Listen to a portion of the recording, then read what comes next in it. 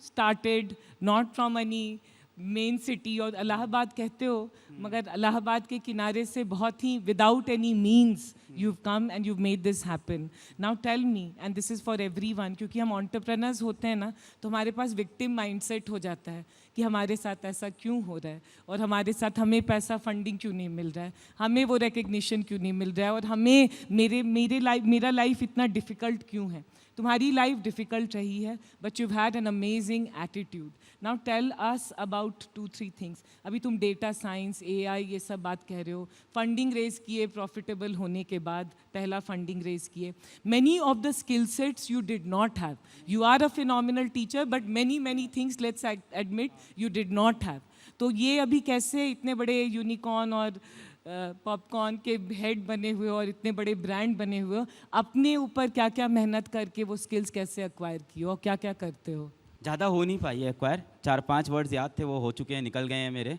Data science, machine learning, LLM भी बोल दिया, वो मैंने बचा के रखा था. फुल फॉर्म भी नहीं पता है. खैर, तो ज़्यादा हुआ नहीं है. एक ही चीज़ पे मैं स्टिक किया हूँ मैम, और मुझे लगता है इसका जो रीज़न है वो ये है कि एक जो फाउंडर होता है ना, ही सीज एवरीथिंग. और अच्छा हुआ कि इनिशियली हम लोग को फंडिंग नहीं मिली, इनिशियली हम लोग ने बहुत फैंसी टीम नहीं बनाई. इसका फ़ायदा ये हुआ कि सब काम मैंने खुद कर रखा है. फॉर एग्जांपल, आज हमारे यहाँ एक L3 लेयर का रोल होता है, बैच ऑप्स बोलते हैं हम लोग, बैच ऑपरेशंस. ठीक है. एक होता है हमारे यहाँ SST बोलते हैं, student success team. Batch operation is someone जो ऑनलाइन बैच के अंदर वीडियो का लिंक लगाता है, PDF का लिंक लगाता है. SST में बंदा होता है जो मेल का रिप्लाई करता है. एक URL का बंदा होता है जो लिंक रिप्लेस करता है, एंड ऑल दैट. जब स्टार्ट किया था ये सारे काम मैं कर रहा था, सारे. तो मैं बोलता भी हूँ कि मैं बैच मैनेजर भी. आज हमारे यहाँ एक नई डेजिग्नेशन बन गई, YTM. बड़ी फैंसी वर्ड, एक तो आ जाते हैं तो आ ही जाते हैं. यूट्यूब मैनेजर्स, उनको बोलते हैं YTMs हैं हमारे यहाँ. सो मैं बोलता हूँ मैं ग्रैंड फादर YTM हूँ तुम सबका. तो आई स्टार्टेड विद दिस ना. सो मुझे लगता है कि बेसिक से शुरू करने का ये फ़ायदा है, और स्टार्टिंग में फंडिंग ना आने का फ़ायदा ये था कि सारे काम खुद कर रखे हैं. सो इसकी वजह से बहुत फ़ायदा मिलता है. और एक ही प्रिंसिपल है, you stick to it, just stick to it. There is one basic principle. अगर मैं एडटेक से बाहर जाऊंगा तो उसको आप कस्टमर ऑब्सेशन बोल सकते हो, एडटेक के अंदर आएंगे तो स्टूडेंट ऑब्सेशन बोल सकते हैं.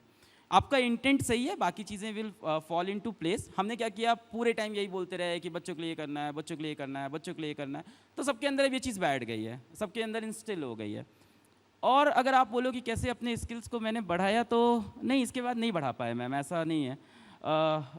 ऐसा कुछ बहुत खास स्किल सेट मैंने एक्वायर नहीं किया है कि डेटा के अराउंड मुझे एक चीज़ समझ में आई. So lot of people came from industry in physics वाला, अच्छे लोग आए, मोटे पैकेज पे आए, and all the time they were right कि डेटा कहाँ है, डेटा कहाँ है, डेटा कहाँ है, इसका डेटा होना चाहिए, उसका डेटा होना चाहिए, इसका डेटा. आज कंपनी में इतना डेटा है भैया कि उसको लेके बैठ जाओ. इतना डेटा बना लिया है ना, आज इतना डेटा है, मैं अभी प्रूव कर सकता हूँ कि स्टेज पे मैं और श्रद्धा मैम है ही नहीं, और मैं दूसरी तरफ प्रूव कर सकता हूँ कि हम लोग स्टेज पे हैं.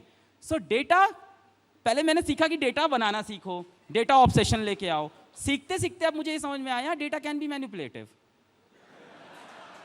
Highly manipulative.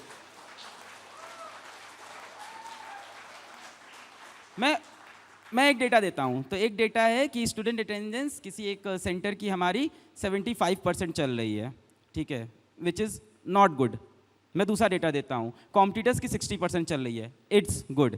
मैं तीसरा डेटा देता हूँ, कॉम्पिटिटर्स के बच्चे जो होते हैं वो उनके जो लर्निंग आवर्स हैं वो आपसे ज़्यादा हैं, तो ओवरऑल उनका लर्निंग आवर्स आपसे ज़्यादा हो गया, तो उनके अटेंडेंस का परसेंटेज आपसे ज़्यादा हो गया, दे आर गुड. मैं वापस आता हूँ, आपका बच्चा ऑनलाइन भी पढ़ता है तो घर जाके पढ़ रहा है, नंबर ऑफ आवर्स वहाँ बढ़ रहे हैं. This can go on and go on and go on. ये मैं ऑफिस में रोज़ देखता हूँ. सो एक चीज़ मेरे को समझ में आ गई कि डेटा के धोखे में नहीं पढ़ना है मेरे को. तो सबसे सिंपल होता है कि एक तो SST पे बैठ जाओ. SST is the students success team. हमारे यहाँ कल्चर थोड़ा अलग है. हमारे यहाँ कल्चर क्या है कि हमारा बच्चा जो है वो मेल बाद में लिखता है, वो पहले आता है इंस्टा पे स्टोरी लगाता है. हाँ, हैशटैग अलग सर PW बदल गया, मेरे बैच का एक्सेस चला गया, जल्द वापस लाओ, मुहिम जारी. उसको पता है कि मैं यहाँ से हमला करूँगा. और हमारे यहाँ प्रॉब्लम रेजोल्यूशन का टाइम 10 घंटा हो ही नहीं सकता, क्योंकि 10 घंटे के अंदर तो वो 4-5 वीडियो बना के यूट्यूब पे डाल देगा. गाइज, मेरा नाम राहुल है, मैंने PW का बैच लिया था, मेरा अभी तक एक्टिव नहीं हुआ है, या whatever the problem is. So वहाँ से बहुत सेंसिटिविटी है, क्योंकि पूरी कंपनी सोशल मीडिया के ऊपर एक्टिव थी. तो बच्चा यूट्यूब कमेंट पे लिख, अच्छा आज भी and I can say this on record, अभी मेरे ऑर्गेनाइजेशन के लोग भी सुनेंगे, आज भी SST पे इशू यानी कि कस्टमर डेस्क पे इशू बाद में आता है, मेरे पास पहले आ जाता है। रीज़न क्या है, हमारा बच्चा, वो ग्रुप भी ऐसा है ना, छोटा बच्चा है वो, तो वो पहले ना यूट्यूब पे कमेंट करके जाता है, और मेरी आदत है हर घंटे फिल्टर करने की, मेरी लिटरली आदत है, मेरी आइज़ हमेशा रेड रहती है, हर घंटे मैं सर्च करता रहता हूँ फिजिक्स वाला कीवर्ड कि क्या रिसेंट वीडियो आया, उसके नीचे क्या कमेंट चल रहे हैं। तो जनरली ऐसा होता है, इश्यूज़ मेरे पास जल्दी आते हैं। यही एक स्किल सेट मैंने सीखा है कि सुनते रहो लगातार, और रिस्पेक्टिव टीम होल्डर्स को, रिस्पेक्टिव स्टेक होल्डर्स को बोलते रहो कि ये नहीं सॉल्व हुआ, ये नहीं सॉल्व हुआ, ऐसा नहीं हुआ, वैसा नहीं हुआ। So this is what I have learned. बाकी तो यही था, बता दिया मैंने, डेटा के चक्कर में ज़्यादा नहीं फंस सकता इंसान, थोड़ा ठीक है।